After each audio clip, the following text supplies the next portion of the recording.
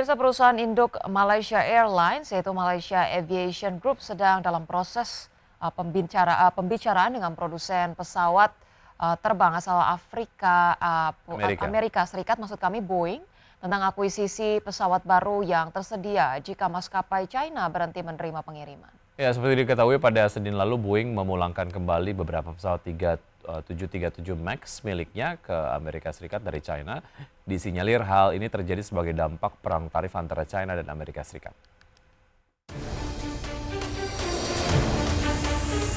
Perusahaan induk Malaysia Airlines, Malaysia Aviation Group sedang dalam proses pembicaraan dengan produsen pesawat terbang asal Amerika Serikat, Boeing, terhadap akuisisi pesawat baru yang tersedia jika maskapai China berhenti menerima pengiriman.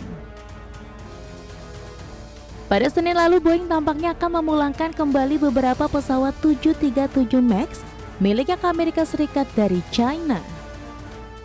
Baik Boeing maupun China tidak mengomentari alasan pengembalian pesawat tersebut dan tidak jelas pihak mana yang membuat keputusan tersebut.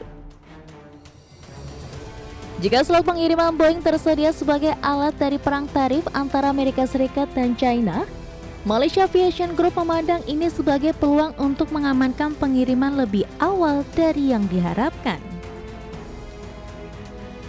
Maskapai penerbangan di seluruh dunia sangat menginginkan pesawat baru, tetapi menghadapi waktu pengiriman yang lebih lama karena hambatan rantai pasokan. Pasca pandemi dan perlambatan produksi di Boeing karena pengawasan regulasi yang lebih ketat dan pemogokan buruh. Malaysia Aviation Group yang dimiliki oleh Dana Kekayaan Negara Malaysia, Khazanah Nasional, telah terus mengembangkan dan memperbarui armadanya dan bertujuan untuk mengoperasikan armada berbadan sempit yang terdiri dari 55 pesawat 737 MAX generasi baru.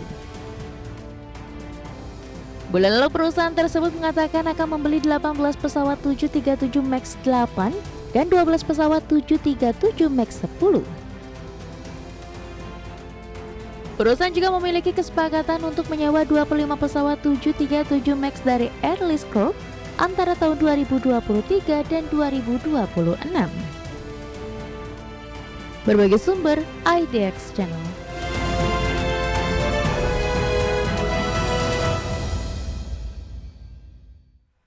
Ya, banyak dinamika yang ditimbulkan dari perang tarif. Salah satunya adalah belum adanya kepastian terkait dengan perpajakan ya, ketika kemudian sebuah perusahaan dari China sendiri melakukan importasi pesawat gitu. Jangankan pesawat, untuk barang-barang kecil saja kalau kemudian kebijakan terkait dengan tarif masuknya belum pasti begitu, itu kan akhirnya akan menimbulkan kebingungan ya pada saat mau masuk ke sebuah negara begitu. Nah, ini juga terjadi ke Boeing, tapi Malaysia Airlines memutuskan untuk menyerap Boeing yang dikembalikan dari China ke Amerika Serikat tersebut, karena sebetulnya untuk permintaan dari pesawat sendiri ini memang harus ngantri lama ya. Kalaupun ada yang tidak terserap, Malaysia Airlines siap untuk menyerap, katanya. Kurang lebih kayak gitu. Masih jadi kontroversi juga begitu ya, Amerika Serikat melarang ekspor Boeing dan begitu pula sebaliknya China juga mengancam saham-saham China di Amerika Serikat akan delisting gitu ya. Kita nantikan bagaimana kepastiannya. Baik, kita akan lihat pemirsa pergerakan dari IHSG sejauh ini. Setelah tadi dibuka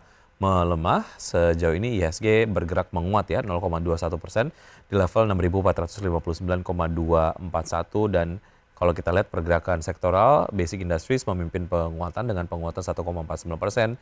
Sementara sektor yang melemah paling tajam adalah sektor kesehatan yang melemah 0,6%. Iya, sementara itu dari top gainers pemirsa ada Citi, IOTF, kemudian NOB, PTPP, kemudian DAAZ, CENT, Nine, ADI, SMG, dan juga Bumi. Sementara itu top losers datang dari LPPF, KOB, Fore, Cybrid-Sek Asia, JPFA, DILD, FMII, PPRI, dan juga INET.